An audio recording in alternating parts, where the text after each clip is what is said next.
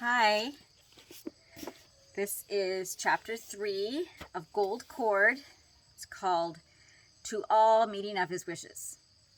And I'll try to read all the different kind of quotes. She has lots of different kinds of quotes for people, and then she quotes other people who are then quoting other people, and she's lots of people that she likes to talk about. And I had a nice day. I went to Grace Chapel today and gave that chapel message about what's going on in Burma and to pray for things. And then I met with Dana, had lunch with Dana, which I don't do often enough, but we prayed for you and your whole family, and love you very much. And she prayed so special that you would just know that God loves you so much and wraps his arms around you so tightly. Feel his presence. And I pray for that too. And like I sent 2 Timothy 1:7, God did not give us a spirit of fear, but of power and love and self-control. That's what I talked about for the students there. So, and one other great thing is that Peter has a bunch of boys over, because just like God brought you into our lives at the right time with our families all having girls together, there is a family of 7 kids, and 4 of them are boys who have come over, and another family of 3 boys, and they're all a little younger than Peter, but generally the same age. So isn't that amazing that just at the time when he's here, adolescence, he has a bunch of boys to play with. I'm super thankful. So if you hear them running around during this, and it's evening, I didn't do this during the morning because we had to get out of the house really early. Suzanne had a tutoring session at 7, and she wanted to be in town by 7 so she could get to a internet on a coffee shop, so then she could go to the workout at the office, and then I could go on to Grace. But now it's evening, so before it gets dark, I wanted to read this. Okay, so her first quote says, "I pray God to keep alive a band of Puritans, for they are the ones that make the best missionaries all the world over. Surely what we want now is more fire. I do not see much sign of it, the fire that comes from tribulation and persecution, I mean.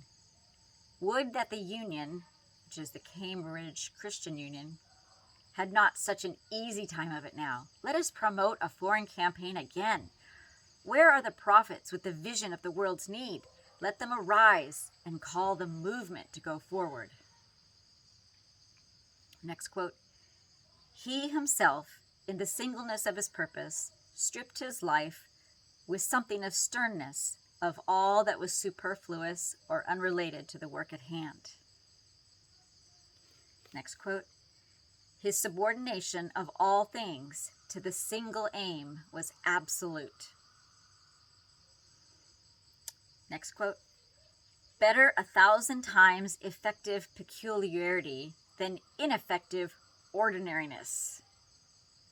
That's by D.M. Thornton from A Study in Missionary Ideals and Methods by W.H.T. Gardner. Next quote, "To set out walking," the aorist marking a new departure, "in a way worthy of the Lord, to all meeting of his wishes."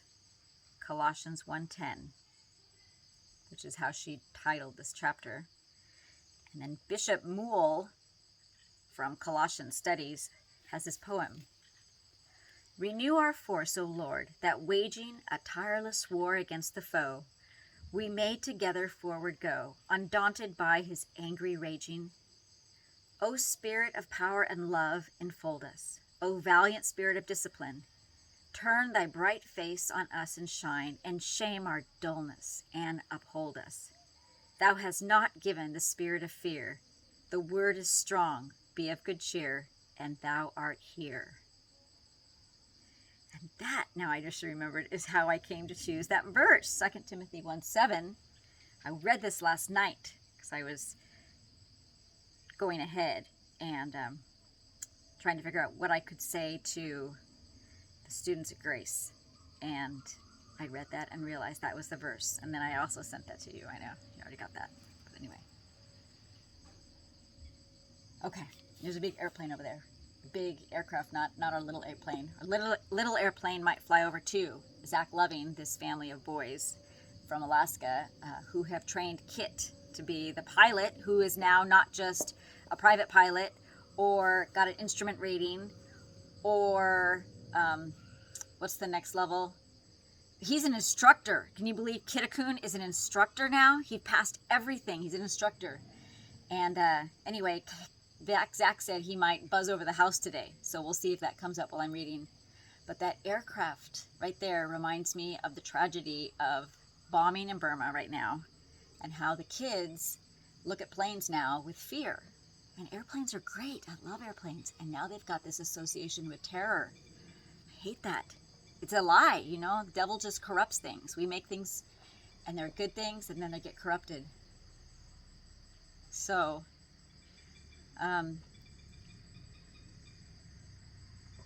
let's start reading. One evening, toward the close of 1898, 3 Indian sisters and I were on our way from a town which was then and is now given up to idolatry. In the river that flows by the town, while groups of Brahmins stood on the flat roofs of their houses and stared down disapprovingly, Walker of Tinavely had baptized a young man who was to become a power in the district. This man had asked us to take his wife home with us and teach her how to win souls. He followed our bandy now as it trailed along, and coming close up to its open end, he said to his wife, "Give me your jewels." What does a winner of soul want with jewels? The girl unfastened her earrings, chains, and bangles and gave them to him, smothering her astonishment. In this simple way, what was known as the jewel question was born. For, as the girl gave her jewels to her husband, I saw an expression of intense interest pass over Panamal's face. I now quote from the story of her life. And she's going to go on to explain, but I understood as I read that jewels are just a huge part of Indian culture, and it identifies the woman and the family according to their prestige and their prosperity, and it's much more than just jewelry. It's a huge branding in a way for everybody. And so anyway, Panamal is one of Amy Carmichael's close friends, or this is how she describes, I think, the early days with her. So this is from Panamal's story. And she told me that on the evening before, while she was speaking in the open air, she had overheard a child say to her mother that when she grew up, she would, quote, join that band and wear jewels like that sister, which was herself. The words had smitten Panamal. She felt that this was the last impression she wished to leave upon anyone's mind, that she had gone to her Lord about it, and the answer that came to her was this: Thou shalt also be a crown of glory in the hand of the Lord, and a royal diadem in the hand of thy God.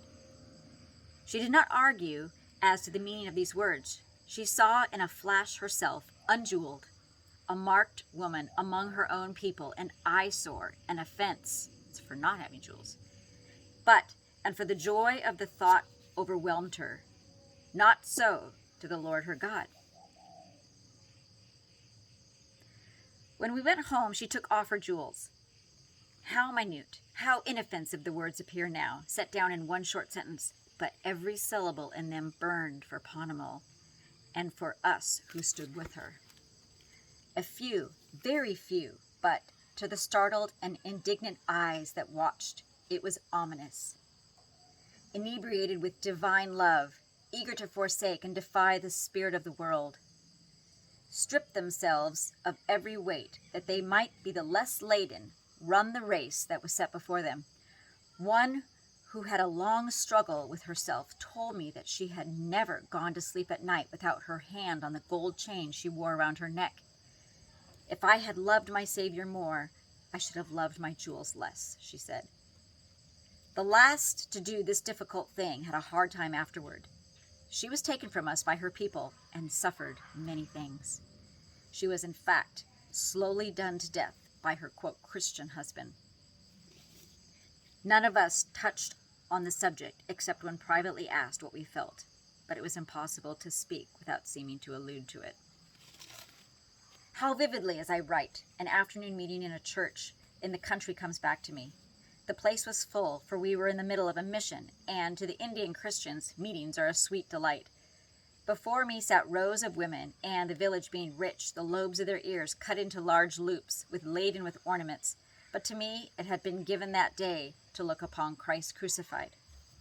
Far, far from me was any thought of the women's golden toys. All eternity was around me, and that common little building was the vestibule itself thereof. Then, as I spoke, I saw a woman rise. She told me afterward that she could not bear it. Time and the scorn of time and its poor estimates, how trivial it all appeared. I saw him, she said, naked of this world's glory, stripped to the uttermost, and I went and made an ash heap of my pride. That was Pearl, she who was to become my sister and comrade, both in labor and in arms. This new abandonment of obedience made an immense difference. Things impossible were now undertaken without a thought. The women were free from 1,000 nets that had entangled their feet with invisible threads. Is there any limit to what God is prepared to do for the one who loves his son well enough to meet his lightest wish? After these things, renunciation of the choices of the time, the word of the Lord came up to Abraham in a vision, saying, "Fear not, I am thy shield, and thy exceedingly great reward." After these things, not dissimilar, the word was the same here. 15 years later, as she lay slowly dying of cancer, Ponnamal, recalling those days, said, "It was to me a new emancipation. A new sense of spiritual liberty is bound up in my mind with that experience. It affected everything in such an unexpected way. It set my spirit free. I could not have done this new work, the work of the temporal children, if it had not been for the new courage that came with that break of custom and the bondage to the fear of man." Then the father of a young convert, a man of fine character, who had allowed his daughter to be with us, sheer miracle this, hearing of what was going on, sent a message to this effect: "If I hear that you have taken off your jewels, I will come for you." Arulai, Star is her name in other stories, knew that if he took her away, he would at once have her married to a Hindu. Such a life would have been the death to her. It was a tremendous decision that she made at the foot of the cross that day, but nothing anyone could say could shake her. She had seen her beloved, her Redeemer. On his brow was a crown not of gold, but of thorns. His hands and feet were not jeweled, but pierced. She had seen him. Could she follow him adorned with gold? We were to go to camp that night. She and I were traveling by bullock cart, and her father was to wait by the roadside and take her home if she was not wearing her jewels. How slowly that cart crawled, but the minutes ran. Our hearts were tense. We hardly spoke. We lay very close together on the mattress spread in the cart. Should we ever be together again? A tall form loomed up through the darkness. The cart stopped. A hand was thrust into the cart. "Your father could not come," he said an old voice. It was Star's grandfather. "For my father, this parcel," she said, slipping into his hand a little parcel of jewels. The cart went on. What happened then in the invisible world we do not know. We only know that something must have happened, for Star was left with us to be our fellow warrior in the years to come. So much about so little? It did not seem so little to the church. Sermons were preached about it. The vernacular press published articles on the subject, and the district rang from end to end with absurd stories about what we had done. We, whose influence it was held, was responsible for the deplorable affair. For no one recognized the finger of God on this touch on the women's jewels, and the men whose prestige it affected. The richer the jewels, the greater the honor for the family. They were exceedingly annoyed. Straight into the turmoil of these exciting feelings came, in February 1899, F.B. Myers from England. He stayed with us. We told him nothing. Missioners, speaking through interpreters, are not expected to probe very deep. They preach to appreciative congregations and go away blessed by all. But F.B. Meyer had been struck by the bedecked Christian women in the South, and he had come full upon caste and debt, both prickly subjects. And when he pleaded that the whole burnt offering might be laid on the altar, he named them explicitly as hindering things, instead of skating round them and giving, what all India loves, a spiritual address. His words were an offense. His sensitive spirit felt this acutely. Years afterward, he wrote to us that he had been sorely tempted over that series of meetings, and small wonder. He had spoken plain words, and the devil never forgets plainness of speech. To us who were left to bear the brunt of the blame after this most unpopular mission was over, came a great calm. We saw the road clear before us. The only thing was to go on. 2 or 3 fellow missionaries and a few Christians were one with us in spirit, and that was cheer. But we learned to go on unaffected by approval or disapproval, for the matter of the jewels was only one of a series of tests and disciplines, and we proved the truth of the words that we read much later. There is always something more in your nature which he wills to mark with the cross. It was thus the heavenly builder laid foundations of our fellowship in obedience in very small matters, and that meeting of his wishes, which does not wait for an explicit command. A wish is enough for one who loves, and because his wisdom chose thus to deal with us, it has seemed right to tell it just as it occurred. Because of that, yes, chiefly because of that, we have told it. But a question comes and will not be quieted. What might it not mean for others? If all of us who are seeking after a country of our own, a better country, that is, a heavenly, lived more like pilgrims here, those little Indian handfuls of gold turned into golden handfuls of help for a faraway province in China. The Lord, to whom all lands lie spread open like a map, and the covered poverty too, perhaps in some little home at our very door, has ways of showing where he needs that precious thing which is wasted now, like the treasure of seed not sown, but only stored. Okay. For right now. Bye. Love you.